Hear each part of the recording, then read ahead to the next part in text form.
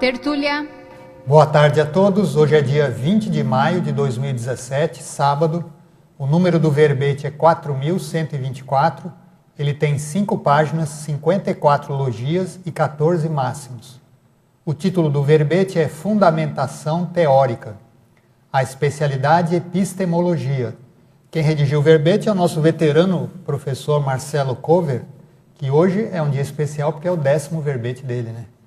O professor Marcelo é graduado em Engenharia Civil, é mestre em Construção Civil, é brasileiro, natural de Limeira, em São Paulo, e voluntário da Conscienciologia desde 2015 e tenepsista desde 2015. Também é professor, né? Professor de Conscienciologia? Não, ainda não. Bom, mas já está a caminho, né? Então vamos aqui à definição. A fundamentação teórica é o ato mental somático de a consim, homem ou mulher, assentar cognitivamente as bases, postulados, hipóteses, conjecturas, ideias, princípios ou definições sistematizadas e metodizadas de alguma linha de conhecimento, constituindo o alicerce intelectivo de pesquisas, experimentos e vivências, intra ou extrafísicas, práticas e diretas. Então agora a pensenologia. O holopensene pessoal da predisposição autocognitiva avançada, o holopensene do autoesclarecimento, a compatibilidade cognoscente da forma holopensênica pessoal do intermissivista aos constructos conscienciológicos, a organização autopensênica, o abertismo neopensênico holofilosófico, o alinhamento intelectual ao holopensene da evoluciologia, os genopensenes, a flexibilidade autopensênica frente a neoprincípios dissonantes do status quo intraconsciencial, a amplitude lateropensênica estimulada, a complexificação intercorrelativa dos autopensenes, a efervescência neopensênica e a autoamparabilidade pensênica sediada no PEN. Agora a fatologia.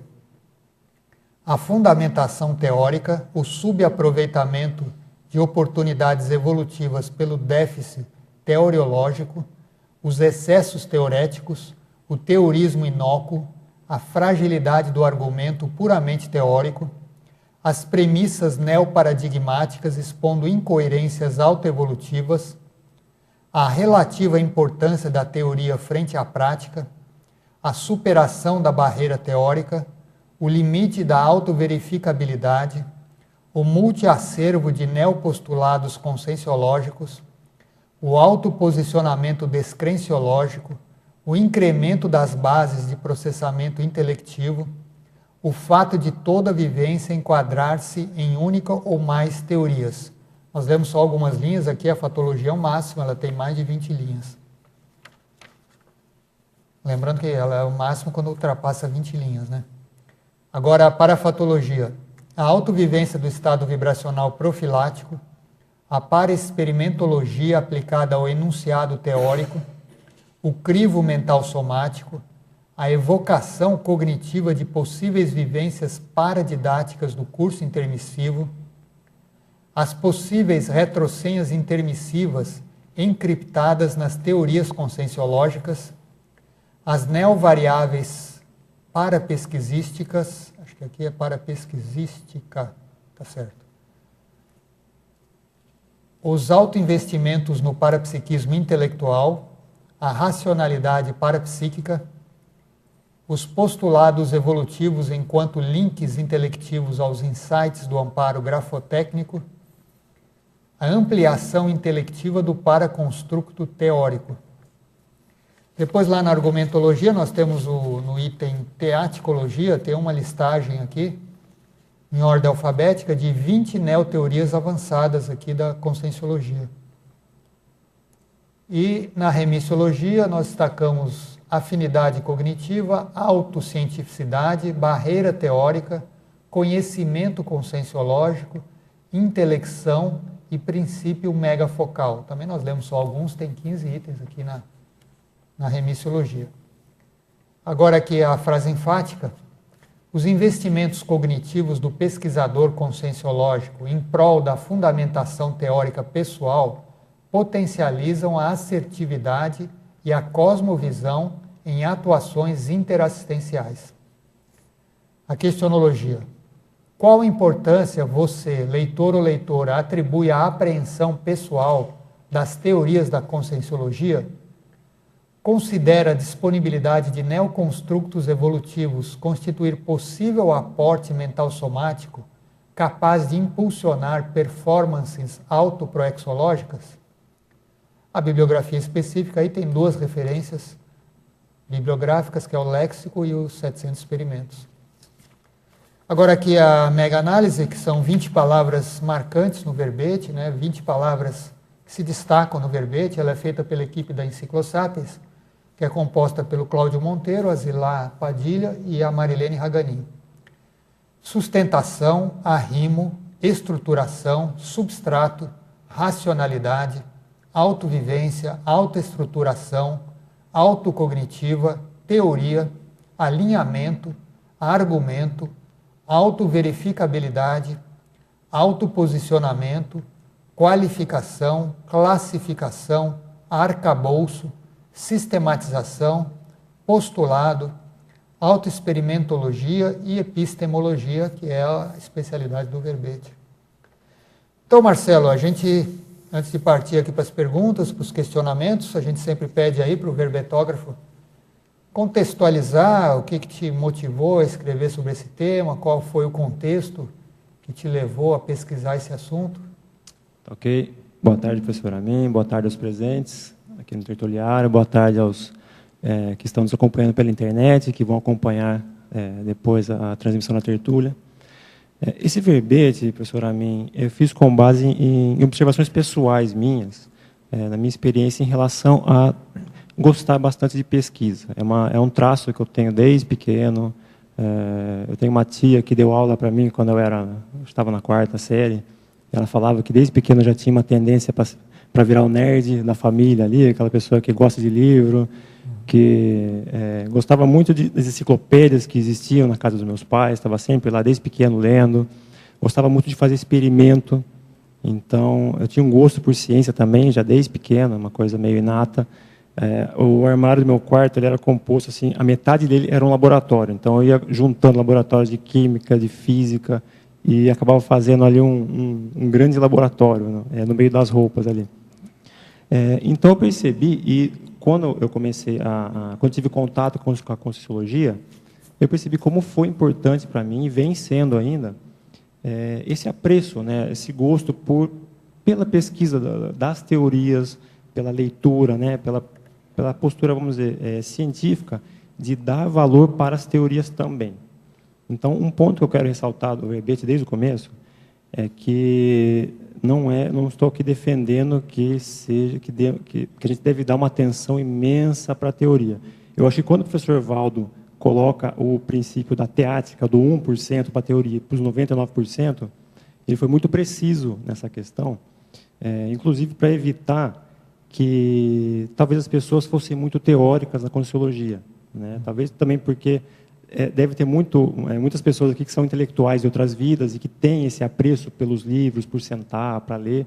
Então, ele já está evitando alguma coisa desse tipo, ele deixou bem claro que a teoria ela é uma metáfora matemática, a teoria ela fica bem pequena em relação à prática.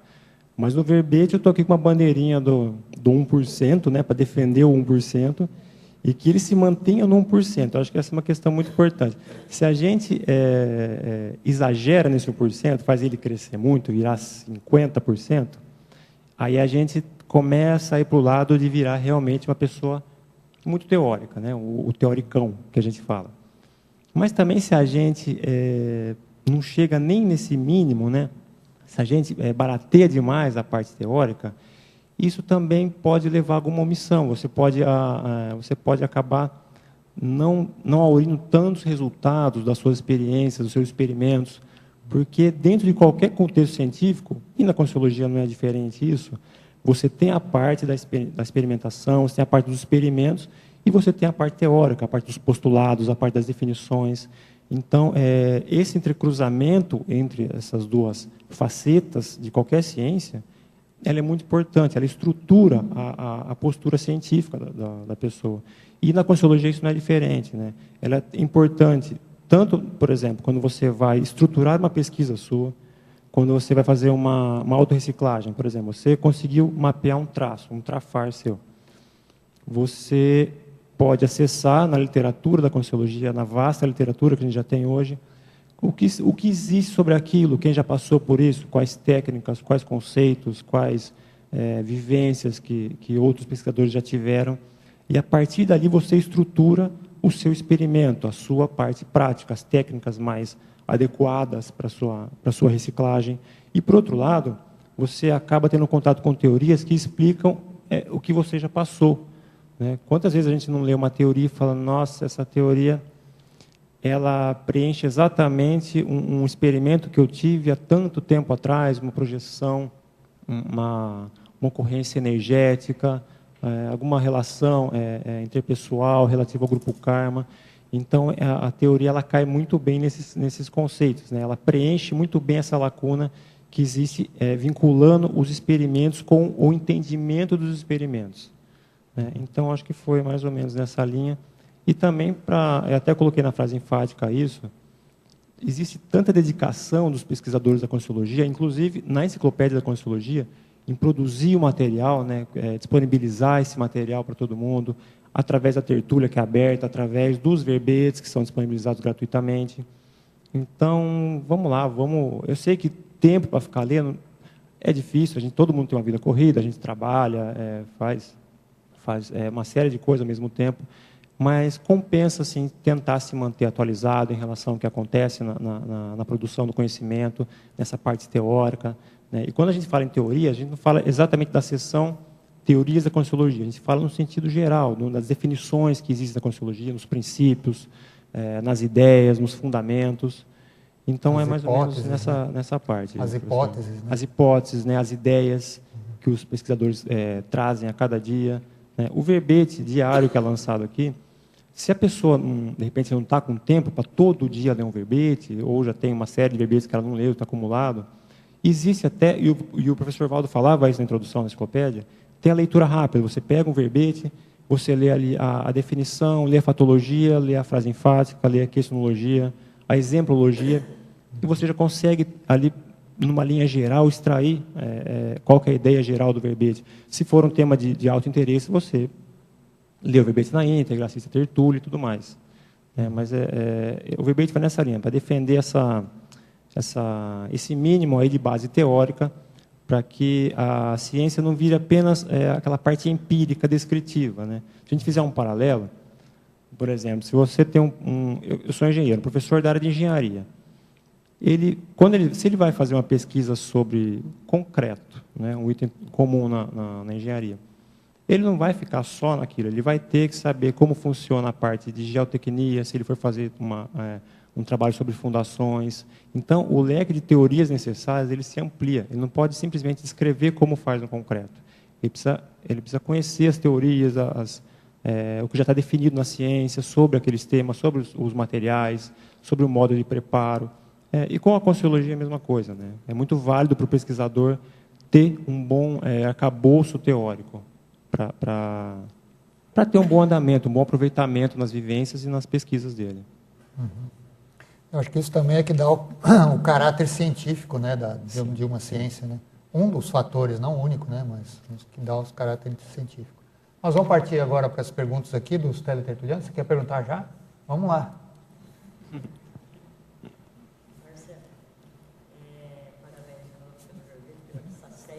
Obrigado. E a gente mesmo, né? É a gente mesmo. Você colocou aqui pensenologia. Pode desligar. Oi. Então eu dou para ficar marcado, parabéns pela essa série de verbete, que é uma alta ajuda e ajuda para todos nós também, né? Sim. Eu queria perguntar para você, eu acho que você já deu uma palhinha logo no começo, na primeira fala aí que você foi expor o porquê do verbete. Você fala que na pensenologia, no final da primeira linha, o olo pensene do autoesclarecimento. Pode comentar, expandir isso aí para a gente? Claro. Bom, para quem faz pesquisa e está se propondo a ser um agente de esclarecimento, passar para frente o esclarecimento desse assunto tão amplo que é a Conscienciologia, o primeiro passo é a pessoa ser esclarecida sobre isso, né? Ela ter um entendimento ela se esforçar para ter um entendimento de como funcionam os mecanismos evolutivos, os mecanismos pessoais dela, né, intraconscienciais. E para isso entra essa parte científica, de também ter um arcabouço teórico. Porque, veja bem, a gente aqui faz uma ciência, a gente desenvolve uma ciência, uma nova ciência. Então, é muito importante que todos falemos a mesma língua em relação aos conceitos. Então, por exemplo, quando a gente fala cosmoética, todo mundo tem, pelo menos em linhas gerais, ali um entendimento do que é ser cosmoético. É claro que isso é individual, cada um tem um entendimento pormenorizado pessoal. Mas para fazer essa abordagem de esclarecimento a outras pessoas, que é o que, por exemplo, a enciclopédia faz, é bom que esteja muito bem assentado para o pesquisador os postulados, as bases teóricas, para que a linguagem seja a mesma, né? Então, ele primeiro se esclarece, ele entende o que está acontecendo nos experimentos, na vida dele, nas vivências dele, nas reciclagens que ele promove, para conseguir passar isso de uma forma técnica, de uma forma científica. É importante que ele tenha esse holopensene de pesquisador, né? Esse holopensene científico. E, então, agora, na fatologia, na terceira linha, no final da terceira linha, você fala da relativa importância da teoria frente à prática. É muito falado sobre isso, mas você comenta aí também para nós? Essa questão da teática, do 1% com 99%. Né? Então, entre 1% e 0%, existe uma diferença muito grande. Matematicamente, é infinita a diferença entre 0 e 1. Mas, então, é importante para o pesquisador valorizar esse 1%. Inclusive porque, veja bem, quando você começa a estudar um tema na parte teórica, imediatamente você começa a fazer evocações, né, sobre esse tema. Quando você pensa sobre algo, você evoca. Acho que até é um sinergismo que eu coloquei aqui. Sinergismo pensar e evocar. Então, quando você começa a fazer um estudo teórico, você já começa a criar, vamos dizer, um conceptáculo para a parte prática. Você já começa a colocar uma lente na sua frente com aquele tema. Então, com esse conceptáculo, você fica mais predisposto a observar a manifestação prática daquele tema. Só para exemplificar, vamos dizer que você está lendo um livro sobre grupo karma, um texto, um artigo, um verbete sobre grupo karma. Quando você assenta essa base teórica de alguma teoria que foi colocada ali, algum argumento, alguma definição, na sequência, no dia seguinte, quando você for tratar com outras pessoas, for conviver no seu ambiente de trabalho, você fica mais atento ao que você estudou na teoria. Entendeu? Você já vivenciava aquilo, mas quando você assenta e fica, vamos dizer, com essa visão teórica, você entende que existe uma teoria por trás daquilo, aí você consegue observar na prática que existe aquela teoria em funcionamento. Então, a pessoa que se estrutura teoricamente, ela cria mecanismos de conseguir observar realidades que antes de entender a teoria, talvez passasse batido para ela, entendeu? E continuando agora, então, na quinta, acho que é quinta linha, o autoposicionamento descrenciológico. Esse é o outro viés, né? Para a pessoa também não ler, né, pesquisar, ter contato através de uma palestra, que seja, com uma teoria e colocar ela debaixo do braço e tomar aquilo como verdade absoluta. Não é o caso, é por isso que a gente tem o princípio da descrença como uma bandeira da Conscienciologia que sempre chega primeiro em qualquer local. Princípio da descrença. Para o pesquisador, idem. Né? Se eu não consigo vivenciar ainda uma teoria porque ela é muito avançada, mantenha ela na condição de hipótese. Né? Por exemplo, eu fiz uma listagem no verbete de 20 teorias, que eu escolhi a dedo ali, teorias que eu considero, eu acho que a maioria das pessoas considera também, muito avançadas dentro da Conscienciologia. Por exemplo, a teoria da consciência livre. Poxa, uma consciência que não ressoma mais, uma consciência porque já não tem mais necessidade do corpo físico e nem do corpo emocional. Isso é uma teoria lá para frente. É plausível? É plausível, claro. Se você fizer uma auto-observação, através até de uma vida, você vê como você vai recuperando lucidez e como ocorre um predomínio cada vez maior das manifestações do corpo mental, do mental soma, da racionalidade, da lógica, do discernimento. E menos da emocionalidade. As próprias emoções acabam ficando mais racionais e partindo para sentimentos mais altruístas. Então, se você não vai usar mais uma parte emocional, pela natureza, não tem mais por que você manter um apêndice que você não usa mais. Mas isso é uma teoria. Então, eu aceito enquanto hipótese a teoria da consciência livre, mas eu não dou para mim como uma verdade absoluta. Eu ainda preciso passar por isso, preciso vivenciar isso. Mas, ao mesmo tempo, ter contato com uma teoria dessa faz a gente pensar a respeito, faz a gente desenvolver uma série de raciocínios a respeito daquilo, reverbera no nosso micro-universo mental somático, uma teoria avançada. Esse é um dos motivos também que eu dou valor para a pesquisa teórica. Que você tem contato com pesquisadores que já foram além do que você foi, no momento, e eles disponibilizam essas teorias que servem para a gente como um estímulo mental somático, um estímulo para novas ideias, para novas associações de ideias. Lá eu fazia 4, vou continuar aqui, então, mais uma. Na maniologia, na página 16, você coloca a mania de enquadrar neovivências em retroteorias.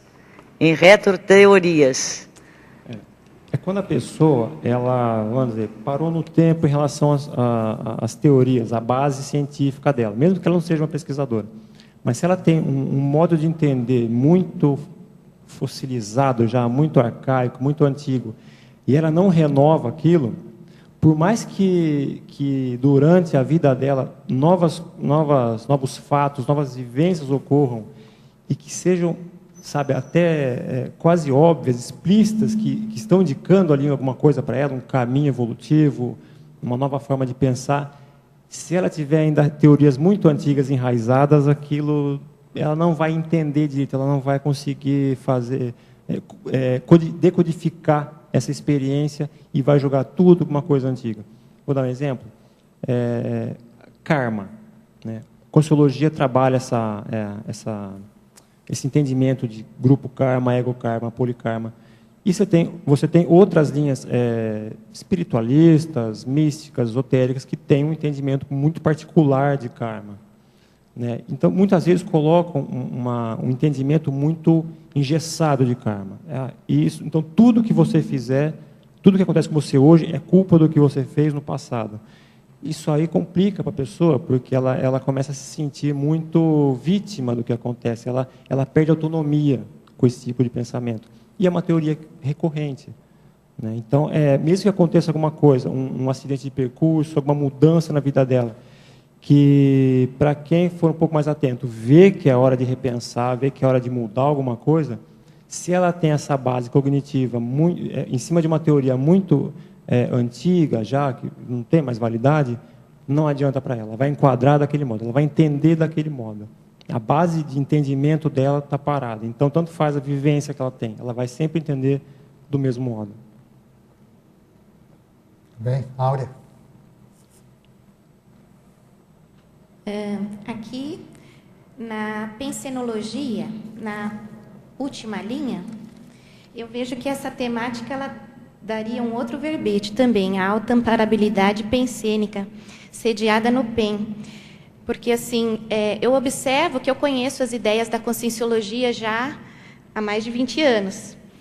E essa auto-amparabilidade pensênica, ela possibilita que nós possamos trazer esses 99% de prática, né, do que a gente conhece, traz de curso intermissivo para a vivência. Né? Então, a vivência que nos possibilita trazer o autoconhecimento com relação aos outros veículos também. Né? Eu vejo assim, por exemplo, o veículo emocional. Né? Nós temos ele como um grande gargalo evolutivo e para essa assunção do curso intermissivo aqui no planeta, né? Nessa dimensão. E conforme a gente vai amadurecendo, né? Essa palavra eu acho que ela é importante. O amadurecimento holossomático é que nos possibilita vivenciar a pensenidade que nós já trazemos. Né? Eu queria saber também como é que vem sendo a sua vivência nesse sentido e a sua autoamparabilidade, né? Sediada nesse PEN aí que você colocou. Joia. Eu vejo que, pelo menos para mim, na minha experiência, sempre foi muito válida a pesquisa. O sentar e ler, sentar e entender alguma coisa. Eu coloco isso como uma forma de amparo, porque você está trabalhando com o veículo que vai ser o superintendente das mudanças no veículo que você colocou, que eu concordo, que é o veículo que, vamos dizer, dá mais trabalho hoje para o nosso desenvolvimento, que é o psicossoma. A gente tem uma dificuldade de objetivar as vivências nesse veículo, assim também, às vezes, o veículo energético, né? Se a gente não se dedica muito a isso, né? Sim. A ter as vivências. Exatamente. Então, eu acho que quando você trabalha a sua parte pensênica com foco no pensamento, eu acho que o pesquisador pode entender isso como um autoamparo. E isso não é questão de egoísmo, você fazer um autoamparo. Muito pelo contrário. Você tem que se amparar primeiro, você tem que estar bem para promover o amparo de outra pessoa, né? O amparo do próximo. Então, todo esse trabalho, todo esse fluxo de conhecimento que a Conscienciologia coloca, né, que é o que a gente faz aqui hoje, né, através da verbetografia, eu vejo esse viés, que ele promove, ele permite que as pessoas façam esse autoamparo, essa recuperação de cons, né, para que consiga vamos dizer, trazer mais lucidez para o mental soma, para que ele consiga superentender as mudanças no holossoma. Que na verdade, essa é a base. A gente tem no mental soma a base das mudanças, né? Eu vejo que implica assim, uma disponibilidade íntima para se colocar nas vivências.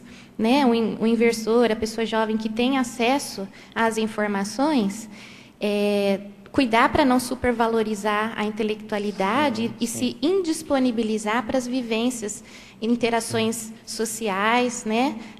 E com isso, esse espelhamento vai trazer o conhecimento emocional, que é o que vai abrir portas também para ele compreender melhor os conceitos avançados que ele traz do curso intermissivo e as teorias da Conscienciologia que a gente concebe como hipótese, né? Sim, exatamente. E muito importante isso, não entrar no excesso, né? Não entrar no exagero e não colocar a parte intelectual. Isso, para mim, ainda é uma coisa que eu tenho que tomar cuidado, porque dentro do trinômio evolutivo, que é intelectualidade, parapsiquismo, comunicabilidade, o meu viés mais forte, assim, vamos dizer, o trafor dos três é a parte intelectual.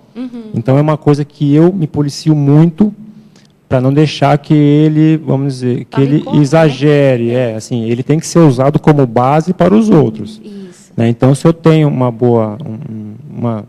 dos três, um melhor desempenho na parte mental somática, então eu preciso usar isso para ser uma pessoa organizada em relação ao meu desenvolvimento parapsíquico.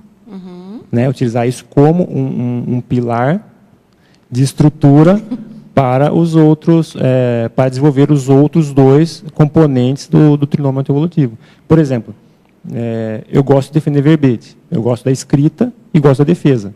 Mas ainda, para ser sincero, eu gosto um pouquinho mais da escrita. Né? Ficar em casa ali, com todos os livros em volta, né? Os dicionários do lado, aquilo para mim é uma coisa que faz muito bem. Por quê? Pela afinidade em relação à intelectualidade. Você tocou num ponto muito bom. Mas eu preciso ficar em cima, porque senão aquilo cresce demais. E vir aqui defender, para mim, eu entendo também, entre uma série de coisas, um dos bônus é o treino da comunicação. Isso, interação, né? Da interação, de vir aqui conversar, expor ideias, estabelecer uma dupla evolutiva também, foi um esforço nesse sentido. Agora, só lembrando que também existe outro lado, né? Tem pessoas que caem muito para o outro extremo, que elas só querem saber da vivência, da prática, aí cai, né? Por exemplo, no parapsiquismo isso é muito comum, né? A pessoa quer experimentar, ela no mediunismo isso é muito comum, né? E fica no superficial. Fica no superficial, não entende direito o que acontece, mas ela quer vivenciar, né? Quer dizer... Sem a liderança do mental soma. É. Fica desgovernado, né? E aí, essa pessoa, nesse exemplo que o professor Amen trouxe, que tem um parapsiquismo muito forte, mas, vamos dizer, negligencia um pouco a parte teórica, ela pode ter dificuldade de passar isso para frente. Né? Por isso que é importante muito o balanço entre tudo. Né? É por isso que eu defendo aqui no verbete a teática, 1%, 99%. Né? E o balanço regular, né? Porque a cada momento da vida pode haver uma necessidade, mas você retornar para essa liderança, né? E eu acho que legal, muito obrigada. Parabéns aí pela materialização do verbete. Obrigado. Fátima. Marcelo, parabéns pelo verbete. Obrigado. Na pensenologia, a flexibilidade da autopensênica frente a neoprincípios dissonantes do status quo intraconsciencial. Você pode expandir para a gente? Bom, na conscienciologia a gente tem acesso regularmente a uma série de conceitos, definições, hipóteses, ideias altamente avançadas, muito à frente do que a maioria de nós hoje consegue vivenciar, consegue trazer para a realidade do próprio universo consciencial. Então, eu vou dar um exemplo. O Conscienciograma, né? O livro Conscienciograma, né? O livro de 2.000 questões de autopesquisa do professor Valdo Vieira. Então, se você entender o conceito do Conscienciograma e imaginar que é possível uma consciência gabaritar todas aquelas questões, da nota máxima, nota 10, em todas aquelas questões, você vai ver que aquilo é bem diferente da sua realidade consciencial, pelo menos da minha eu estou distante daquilo ainda. Vou chegar lá mediante meus altos esforços, mas ainda estou distante. Então eu trouxe esse fato de que você tem que ter jogo de cintura para entender que existem condições muito diferentes do que você vivencia. As teorias, pelo fato de várias delas serem propostas por pessoas que já cruzaram um caminho evolutivo, né, já estão, vamos dizer, para frentex, né, em alguns aspectos, então essas teorias são bem avançadas em relação a como nós estamos hoje. Né? Então é bom ter jogo de cintura, entender isso, não entrar num processo de auto-vitimização, de minimização dos potenciais, eu acho que isso é muito importante. Simplesmente ter flexibilidade autopensênica para entender que a escala evolutiva é uma realidade, não tem problema nenhum, você tem Consréu, você tem uma Serenão, você tem uma gradação entre elas, faz parte. Né? Então, ter essa abertura para entender que existem princípios que são diferentes do que você vivencia hoje. E que, oportunamente, você vai vivenciar mediante seus esforços evolutivos. Tem uma outra aqui, que é o limite da autoverificabilidade. Tá, esse é o título de um verbete também que a gente trouxe, limite da autoverificabilidade. É até onde você consegue vivenciar uma teoria. Por exemplo, quando a pessoa entra na Conscienciologia, ela lê como se faz o estado vibracional. Tá. Ela, com esforço, né, com técnica, ela consegue vivenciar, né, e falar, opa, realmente essa teoria aqui ela procede, eu consigo vivenciar o estado vibracional. Né? Então, até aí, está dentro do limite de verificação dela. Agora, se ela pega uma teoria muito avançada, por exemplo, eu acho muito avançado a questão de resgates na baratrosfera. Eu não tenho, pelo menos, nenhuma rememoração lúcida em relação a isso. Mas se ela entendeu, se ela tem afinidade com esse tema, alguma coisa dentro da ProEx dela, então ela vai se dedicar, vai desenvolver o parapsiquismo, vai trabalhar nessa linha e, oportunamente, ela vai vivenciar alguma coisa nesse sentido. Né? Mas, momentaneamente, pode ser que esteja além da capacidade dela.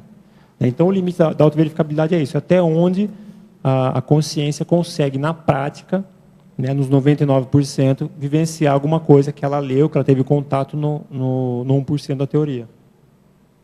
Ok. Então, vamos aqui, uma pergunta de Portugal, cidade chama Braga. Parafatologia, página 15, quinta linha. Poderia expandir sobre os postulados evolutivos enquanto links intelectivos aos insights do amparo grafotécnico? Bom, vamos partir do princípio que o amparo grafotécnico, né, que seria o quê? Seriam os amparadores, o conjunto de amparadores que auxiliam no processo da escrita para os pesquisadores que estão dispostos a escrever sobre temas que são taríficos, que são interassistenciais, ocorre com base num parapsiquismo mais mental somático, né, com base num parapsiquismo mais intelectual.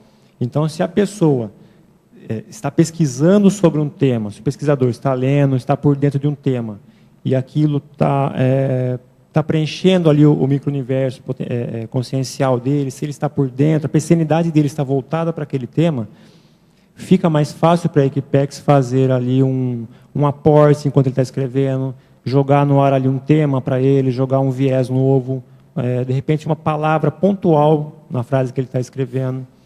Né? Eu trouxe essa questão por vivências pessoais mesmo, em processo de escrita.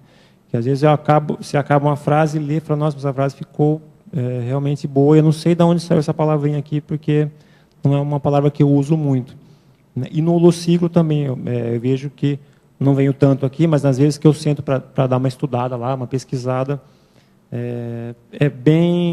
às vezes é bem ostensivo até que existe ali esse holopensene técnico na parte mental somática, e se a pessoa está predisposta, está por dentro do tema, fica muito mais fácil a comunicação dos amparadores, né? Dentro desse parapsiquismo mais mental somático. Fica mais fácil fazer uma chega mais pontual dentro do tema que a pessoa está escrevendo, está pesquisando.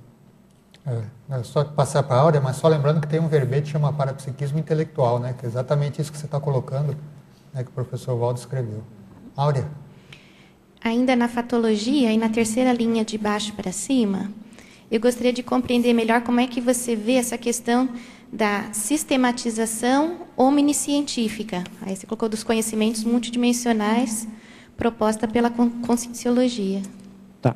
É a questão de sistematizar como se faz em qualquer ciência. Você tem disciplinas, você tem especialidades, você tem técnicas específicas de cada disciplina, né? Você tem os meios de pesquisa, você tem os laboratórios de autopesquisa conscienciais. Metodologias específicas. Você tem as metodologias específicas de pesquisa, né? Você tem uma vasta série de técnicas que dizem respeito às pesquisas da Conscienciologia.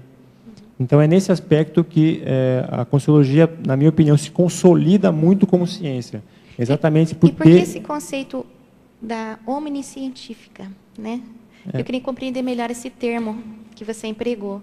Porque quando a gente fala científica, o conceito científico a gente entende um pouco mais restrito na cientificidade fisicalista, né, unidimensional, mais voltada para a pesquisa acadêmica, né, a tecnologia em geral. Quando a gente coloca o omni, a gente está jogando isso para uma escala bem mais ampla. A gente insere aqui a multidimensionalidade.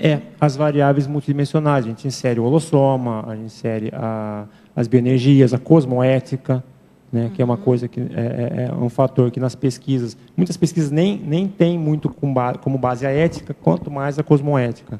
Então, esse omni é para dar realmente essa ideia de ampliação em todos os sentidos da pesquisa científica. É a interação contínua, né, permanente entre todas as dimensões. Sim. É um mega desafio, né? Evolutivo. Parabéns pela intenção de estar estruturando, colaborando com essa estruturação. Né? E só fazer um adendo, para mim, eu sempre tive uma pensenidade muito científica. Sempre gostei muito de ciências. Né? Então, no começo, apesar de eu me identificar muito com a Conscienciologia, eu acho que isso até, de certa forma, pode ter ajudado um pouco, mas eu sempre tive aquele pé atrás com qualquer fenômeno. Por exemplo, assim, você teve um fenômeno de clarividência facial? Mas pode ser porque a luz aqui está um pouquinho, mais baixa. Então, eu ia meio para esse lado de sempre ficar no lado científico. Né? Até que o tempo passou, as vivências começaram a ser mais, vamos dizer, frequentes, repetidas. Então, aí eu comecei a inserir esse componente do omniscientífico dentro do científico. A pessoa ela tem que ser forte para estar confortável transitando nesse meio aí, do científico para o omniscientífico, né? Porque é bem complexa essa interação e não cair no campo da religião. Por isso que a pessoa é bem mais cômodo a pessoa colocar numa outra dimensão, né? Duas formas esquizoides de funcionar, né? Uma forma religiosa e uma forma racional, técnica, científica. Então, realmente, requer uma estrutura mesmo de personalidade forte para a pessoa se propor a dar continuidade nesse trabalho, nesse nível. Né? Eu acho que esse é um dos grandes desafios, até o Ulisses está aí, que questiona muito a conscienciologia quando chega no parapsiquismo, né? A cientificidade no parapsiquismo. Como que a gente pode abordar essas questões, clarividência, de uma forma científica, já que o negócio, em geral, é subjetivo, né? Mas, assim... Ele diz respeito a um outro paradigma. É um outro paradigma. Aí você tem que criar uma nova ciência para abordar isso. É isso que é complicado. É um campo de conhecimento ainda não dominado, né? Exatamente. Isso se questiona muito, né? Até depois eu ia perguntar para ele qual é a sua visão dessa questão da cientificidade da conscienciologia, que é questionada pelos cientistas, vamos dizer, convencionais. Né? Como que você pode afirmar... Até pelos próprios conscienciólogos ela ainda é questionada e sadiamente questionada, né? E precisa continuar sendo.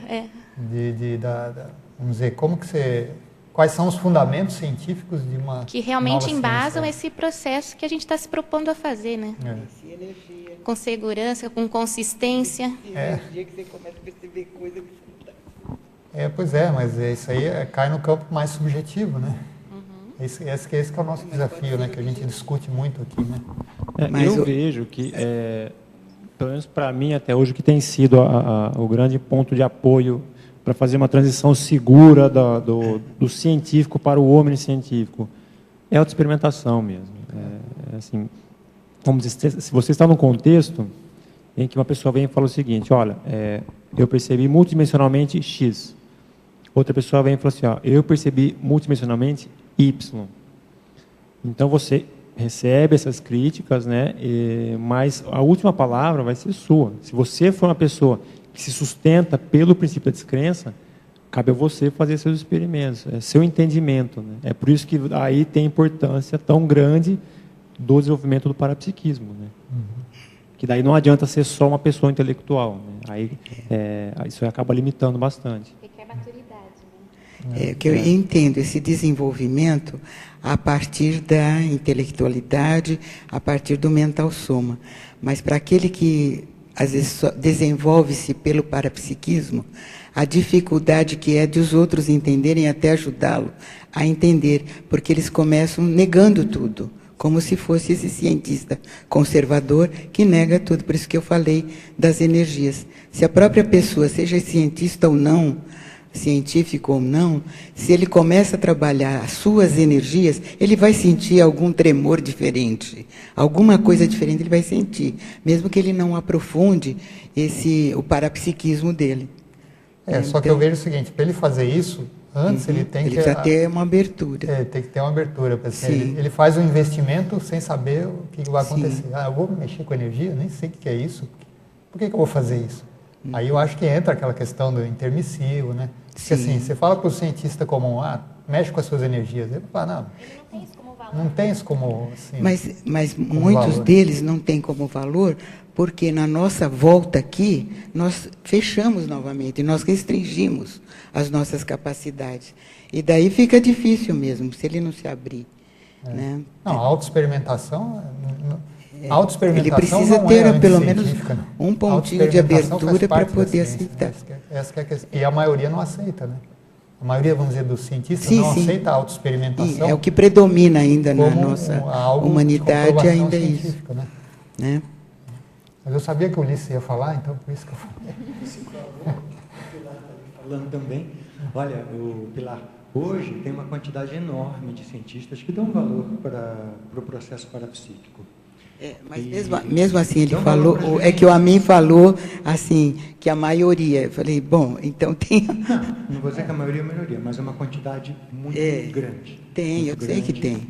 As pessoas escrevem, Sim, publicam.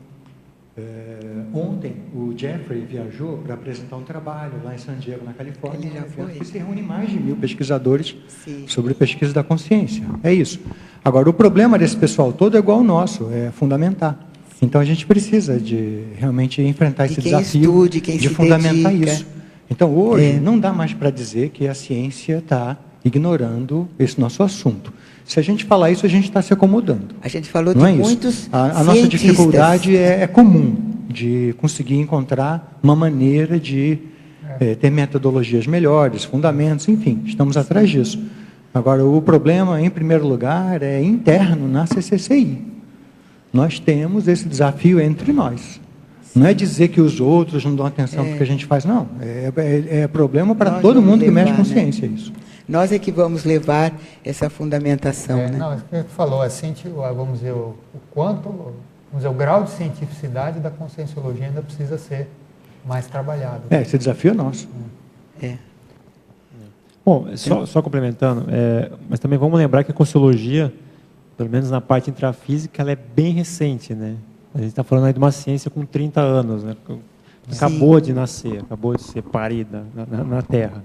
Então, a gente ainda vai vivenciar um longo caminho ainda de crescimento nas metodologias, né? Isso vai ser acompanhado por um maior crescimento, um maior surgimento de intermissivistas, né? E até de uma ampliação do Holopensene mais propício à divulgação neocientífica da conscienciologia.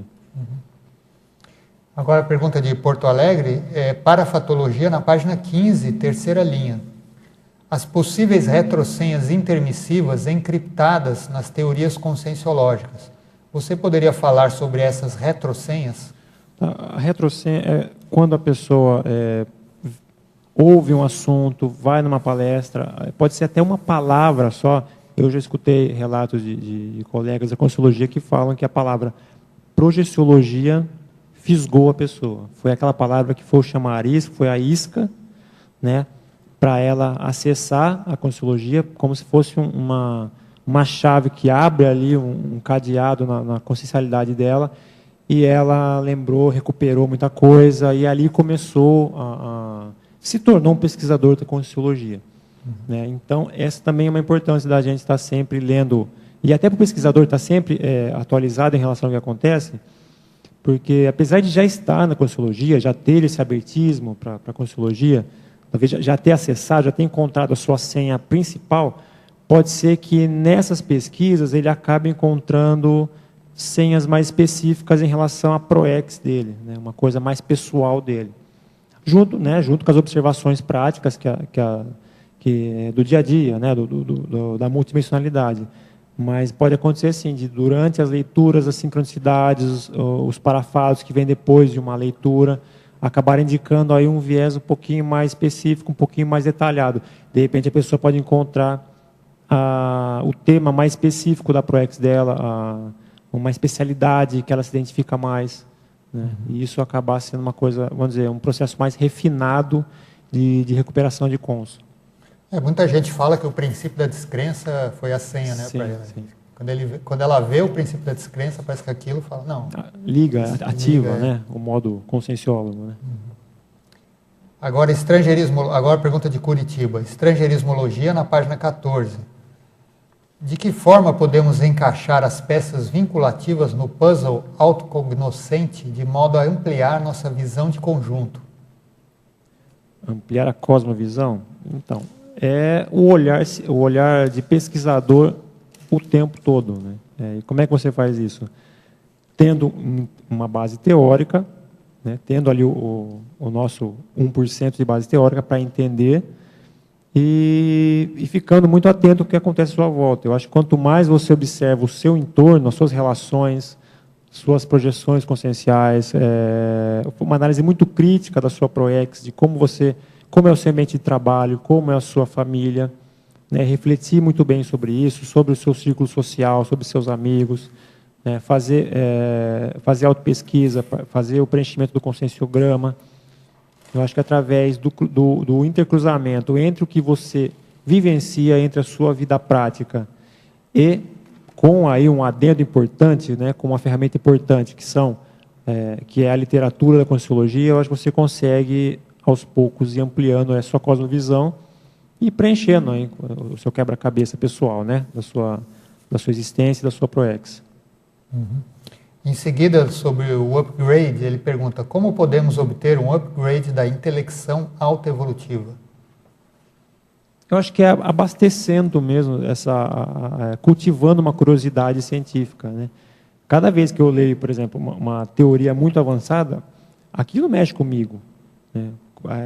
Há poucos dias atrás, a professora Amalo trouxe um verbete que era da parapsicoteca. Poxa, é um tema avançadíssimo, né? Isso, pelo menos comigo, é um assunto que eu paro, leio e falo, poxa, isso é realmente uma coisa de ponta, uma coisa avançada, né? E eu não quero que seja simplesmente uma teoria que eu vou ler aqui, não. Eu quero oportunamente poder vivenciar esses conceitos avançados. E como que a gente consegue isso? Através do desenvolvimento da interassistencialidade, né? Através das vivências pessoais, não através da teoria. A teoria, ela fundamenta isso, né? Mas para você chegar nesse upgrade da intelecção, você tem que também manter um olhar científico, né? Manter uma postura omniscientífica, de observar a vida como se fosse um grande laboratório, né? Esse olhar laboratorial em relação ao que você vivencia. Agora, fatologia na página 15, 14ª linha, sobre aquele custo existencial de bancar a vivência de neoteoria. Ele pergunta o seguinte: quais as principais causas que levam muitas consciências a evitar pagar o custo existencial de bancar a vivência de neoteoria antípoda ao modus operandi predominante na SOCIM? Ele está perguntando quais as causas que levam a evitar esse pagamento desse custo. Bom, dá trabalho, você tem que abrir mão de uma série de coisas que você já dava como certas, você tem que sair de uma zona de conforto, você não vai ser compreendido pela maioria das pessoas, né? Vou dar um exemplo simples. Nós temos planos de mudar para Foz do Iguaçu. Quando você fala para uma pessoa que você vai mudar para Foz do Iguaçu, primeira pergunta: mas por que você vai para Foz do Iguaçu? O que tem lá? O que tem em Foz do Iguaçu? Né? Tem as cataratas. Não, mas tudo bem, você vai lá e visita, mas por que você vai morar em Foz do Iguaçu? Então, só um exemplo. Para você fazer algo que você sabe que é evolutivo, né, que demanda uma mudança de postura, você vai ter um custo, porque você vai entrar numa microminoria, né? E a tendência da sociedade é ter um olhar meio torto ali, meio de lado para as minorias, né? Até se você faz uma mudança pessoal super simples, né? Por exemplo, a pessoa para de consumir bebidas alcoólicas. Então ela vai num churrasco com a família e não consome nem um copinho de cerveja, a família olha: mas o que aconteceu com você? Você está bem? Está doente? Está tudo ok com você? Né? Nas pequenas mudanças, elas incomodam o grupo, né? Essa que é a verdade. Quando uma pessoa dá um exemplo, né, avança em alguma coisa, é muito mais cômodo as pessoas satirizarem, né, fazer um pouco de ironia em relação a isso, porque esse exemplo geralmente incomoda. E muita gente não aguenta, muita gente sucumbe quando ela é pressionada, né? Quando a família, quando o grupo, né, começa a olhar estranho para ela, deixá-la um pouco de lado, ela tem dificuldade em abrir mão desse afeto, né, dessa proximidade das pessoas. Então, realmente, para vivenciar uma ProEx um pouco mais avançada, não tem jeito, faz parte, não tem problema nenhum, você tem que deixar algumas coisas para trás, né? Sempre de forma bem lúcida, né? A questão não é abandonar, a questão é ter muita lucidez na hora de escolher suas prioridades e deixar tudo muito bem calçado, né, diante das mudanças. Mas, sim, tem um custo, sim, e a pessoa que está disposta a mudar, vivencia isso uma hora ou outra, né? Mário Lux? Marcelo, estamos aqui de novo, só que agora está falando de teriologia, na página 15. A teoria, penúltima, a teoria do paraconhecimento.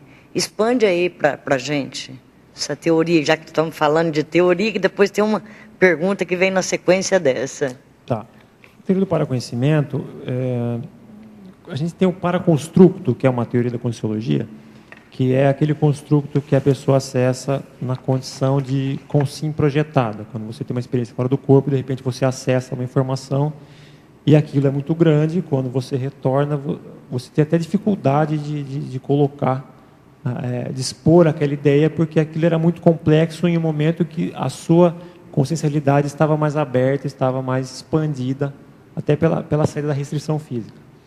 Né? Eu coloquei isso porque eu considero uma teoria, já cheguei um pouco, considero que seja um pouco próximo disso, quando você vivencia uma projeção lúcida e tem um insight extrafísico, de repente alguma coisa do amparo ali, uma colocação do amparo, que naquele momento, ela é até simples na forma, mas no conteúdo intraconsciencial, aquilo expande demais, né? Vira aquela cadeia de ideias sequenciais, em bloco, em conjunto, que quando você volta, você não consegue colocar exatamente na forma que você acessou aquilo, fora do soma.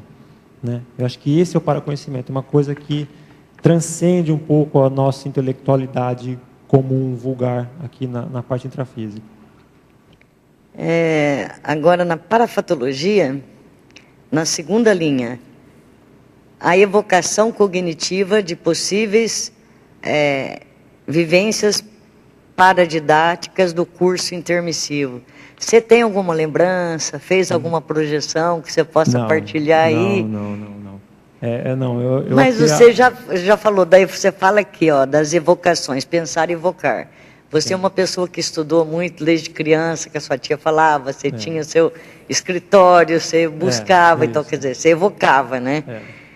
Eu falei, pela essa pergunta, ele vai ter um monte de experiência para passar aí, vai. Mas deve ter, sim. Essa ideia inata de ciência, de querer ser cientista, já faz parte de uma pesquisa pessoal minha, de algumas coisas anteriores aí, de gostar muito de ciência, de qualquer tipo de coisa que envolvesse ciência, matemática, meio filosofia, tudo que fosse ali nesse conjunto, né?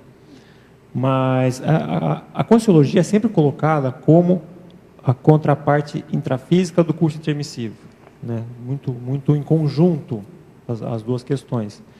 Então, por isso também eu acho muito importante a gente estar bem antenado com os tratados de Conscienciologia, com a enciclopédia da Conscienciologia, porque isso reflete o curso intermissivo, o que é colocado lá.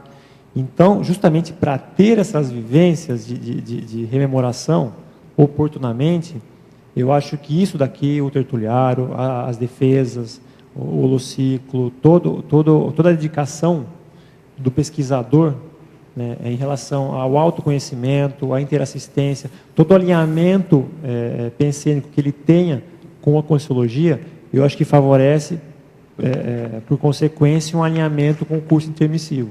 E aí eu acho que vai abrir uma porta aí para você acessar essas visitas, essas rememorações do curso intermissivo. Agora, na fatologia, na página 15, na 13ª linha, o elemento neoideativo favorecendo a interpretatividade vivenciológica. Por exemplo, quando você, se você já teve uma vivência extrafísica passada, alguma projeção lúcida, e hoje você lê alguma coisa e fala, opa, entendi o que aconteceu naquela vez. Essa teoria bate exatamente com aquela vivência que eu tive.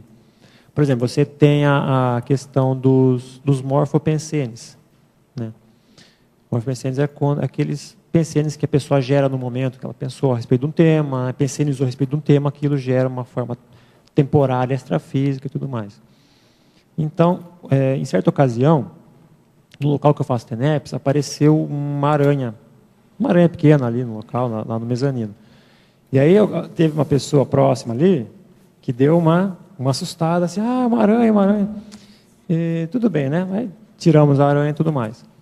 No dia seguinte, fui fazer TENEPS e tive lucidez. Quando acabou a TENEPS, eu dormi um pouco, tive lucidez, saí do soma muito próximo, ali no local ainda, e naquele local existia um morfopensene exatamente daquela situação. Uma aranha ali, uma coisa meio disforme, mas na hora eu entendi exatamente o que estava acontecendo ali. Então, quer dizer, a teoria dos morfopensenes, né, é uma coisa que se a pessoa não viu, não vivenciou, ela mantém como hipótese, mantém como teoria.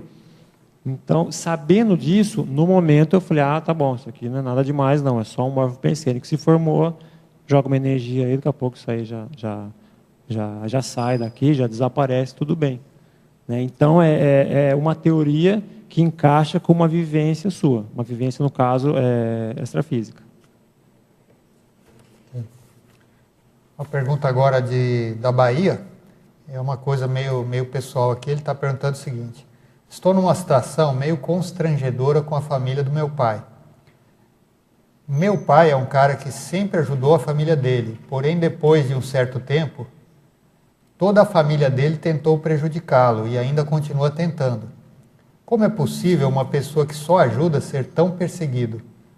Gostaria de saber o que a Conscienciologia tem a dizer sobre isso e como resolver esse problema. Você tem alguma ideia? Olha, na verdade é até comum esse tipo de caso, né? A pessoa que ajuda bastante e em troca, em vez de receber um agradecimento, receber uma compreensão, ela acaba recebendo mais críticas, né? Então, acho que cada caso é o caso, né? Não sei qual é a relação dele com o pai dele, né? Se é possível, mas às vezes a assistência tem limite. Eu acho que isso é bom a gente sempre lembrar. Se chegar num ponto em que a assistência que você está fazendo começou a prejudicar você, prejudicar ali a situação, às vezes é hora de parar, né? Mas realmente uma questão muito específica de grupo karma, né? de relações dessa vida, de outras vidas. Mas eu acho que ele pode fazer? Não sei se ele é da Conscienciologia ou não, mas pode até mandar o nome do pessoal mais próximo envolvido para as ICs, para incluir na TENEPS, ou ele mesmo, aquele que está mais próximo, né? Tem uma vinculação mais fácil, energética com o pessoal aí da família. Pense nesse pessoal, traz para a tela mental, joga energia positiva, pensa bem nesse pessoal, evita fazer maledicência, né, de indignação, de autovitimização, né, pensa positivo de todo mundo aí, espera para ver o que acontece. Né. E se não estiver dando conta, pede ajuda. E Ulisses, tem coisa só Marcelo, Constantina. Você pede ajuda, tem consciência terapia, se for o caso, psicologia, se a situação está muito crítica, né? Só lembrando mais uma coisa, ele está perguntando assim, o que a Conscienciologia tem a dizer sobre isso? Tem que estudar a Conscienciologia, que é muita coisa. Mas tem na Conscienciologia aquelas fases que são interprisão, vitimização, recomposição, né?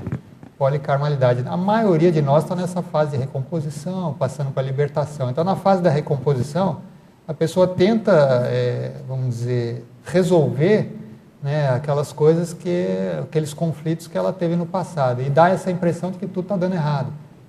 É muito conflito, né, e a pessoa está tentando resolver esses conflitos, mas é sempre bom pensar uma coisa: como nós passamos na fase da interprisão e da vitimização, se estamos tentando melhorar agora, no passado nós erramos junto com eles. Então, às vezes a gente tem responsabilidade por aquele pessoal, e às vezes a gente errou junto com eles. Talvez a gente está um pouquinho melhor hoje, mas a gente tem que ajudar agora esse pessoal aí. Exatamente isso que ele falou, né? Não tem como fugir da assistência, mas também dentro de certos limites. Mas é bom você ler até isso que ele falou. Tem um verbete que chama Limite Interassistencial do professor Valdo. Depois a Amalo escreveu 2 verbetes, Limite do Assistente e Limite do Assistido. Então, vale a pena você também dar uma estudada aqui. Agora, a Conscienciologia tem muito a dizer, mas tem que dar uma estudada, né? Não sei qual que é o seu grau de envolvimento aí com a Conscienciologia, mas é bom você também se aprofundar mais, que quanto mais você souber, até teoricamente, né, você tem mais possibilidade de ajudar. Fala, Jarbas.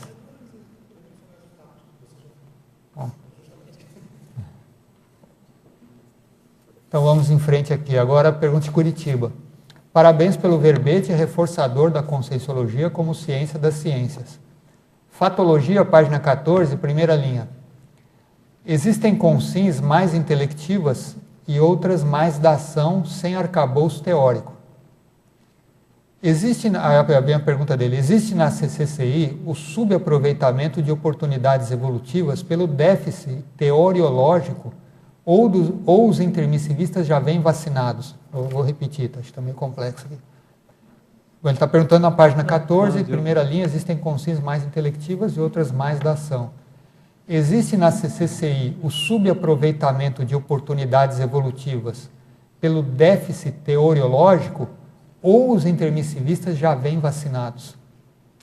Olha, eu acho que mesmo na CCCI pode existir gente que falha pelo excesso de teoria, né? E, por exemplo, eu tenho que tomar cuidado para não entrar nessa. Tem gente que falha pelo excesso de prática e não ter uma base teórica para conseguir passar para frente toda essa prática, toda essa assistência que ela faz. Agora, se o curso intermissivo ele vacina, olha, eu acho que não dá para colocar assim, não, porque o curso intermissivo ele é um aporte que a pessoa recebe, né, teoricamente, mas ele não garante nada, né? Cada pessoa, quando ressoma, tem seus desafios, tem a sua ProEx pessoal.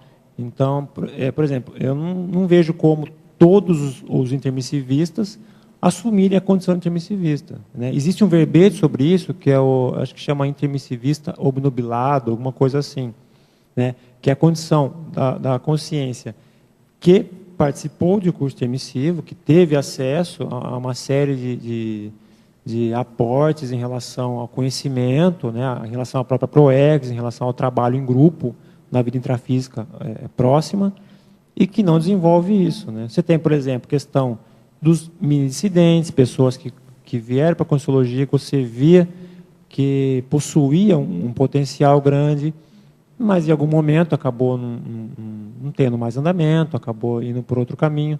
Então, acho que não existe vacina, não. Acho que cada caso é um. O curso intermissivo é um aporte, óbvio que é recomendável que a pessoa aproveite esse aporte, porque cada aporte tem a sua contrapartida de retribuição, né? Mas depende do esforço de cada um. Só fazer o curso intermissivo, eu acho que não garante um completista existencial, não. É uma ferramenta, né? E a ferramenta indica o trabalho. Mas não, parece que é pouco, né? Ter feito o curso intermissivo não é a garantia de que você vai ter uma ProEx límpida, perfeita e sem falhas, não. É muito pelo contrário, você vai ter mais responsabilidades ainda, né? O que você colocou aqui também é um fato, né? O subaproveitamento de oportunidades evolutivas pelo déficit teoriológico também pode acontecer, né? Independentemente se é intermissivista ou não. Assim, até fazer uma analogia, professor Amin. Se você, por exemplo, se você vai viajar para uma outra cidade, vai viajar para outro país, o que você faz antes de ir? A pessoa vai, faz uma pesquisa, entra na internet, vê como é a cultura local, tenta conversar com pessoas que já foram para lá, né, para trocar experiências, para receber experiências, né? Então, por que não fazer isso com a Conscienciologia, com a parte multidimensional, né? Por que não aproveitar esses aportes de pessoas que também pesquisam Conscienciologia, pessoas que já foram além em uma série de aspectos, que estão disponibilizando esse conhecimento, né? Vamos aproveitar esse aporte aí que ele está disponível para a gente. E lembrar que, por ser um aporte, por estar disponível, vamos aproveitar para depois olhar para trás e falar, poxa, devia ter aproveitado melhor essas ferramentas que estão disponíveis, né? Eu coloco a fundamentação teórica como uma ferramenta, acho que essa é a palavra. Né? Ela é um meio, ela não é objetivo, né?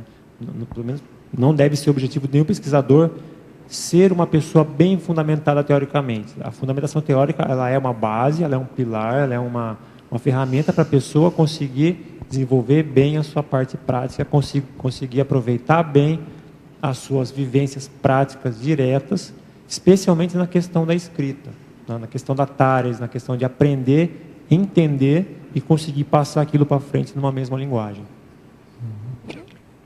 Deixa a hora depois você fala. Eu gostaria de entender melhor, aqui na parafatologia, na última linha, como é que você vivencia essa ampliação intelectiva do paraconstructo teórico? Então, foi esse exemplo que eu dei, Áurea, de uma projeção que eu tive, em que houve um insight extrafísico, e naquele momento houve uma ampliação de lucidez, veio uma chuva de ideias, e na hora eu retornei para o soma. Né? Então, eu coloquei como... Foi um paraconstructo, que ele tinha uma amplitude muito grande ali na condição de projetado, né, muito além do que eu consegui, né, como construto trazer, né, quando eu voltei para o Soma. Eu até vou dividir a experiência. Geralmente eu tenho projeções lúcidas depois que eu termino a TENEPS. Né, de cada 10 projeções que eu tenho, 9 são nessa condição. Então, até já reservo um horáriozinho depois da TENEPS para dormir um pouco.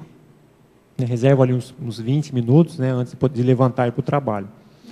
E nessa ocasião, eu estava ali próximo do Soma, né, acabei a TENEPS, dormi um pouco, e lúcido, né, mas vi que eu estava ali quase voltando para o Soma, mas estava projetado. Então, eu joguei uma pergunta no campo ali, porque percebi que existia ali ainda uma companhia extrafísica. E, na época, tenho ainda uma pesquisa de uma personalidade que eu pesquiso, né, talvez uma relação pretérita com ela, né, ou talvez uma retropersonalidade, e joguei a pergunta meio direta, assim, eu fui tal pessoa? Silêncio, sem fim. Aí eu falei, opa, estou perguntando uma coisa que não tem nada a ver com o contexto, né? Falei, vamos lá, esquece, passa essa, vamos para a próxima. Como eu faço para ampliar a minha interassistencialidade? Aí veio o Mega PSN. Aproveite as oportunidades. Só isso. Mas naquele momento, junto com esse construto, veio uma avalanche de ideias sobre PROEX, sobre vivências diárias, sobre o que significa oportunidade no contexto dessa frase que eu escutei astrofisicamente. Que quando eu voltei, eu relatei uma série de coisas, mas é um construto que até hoje eu penso muito a respeito.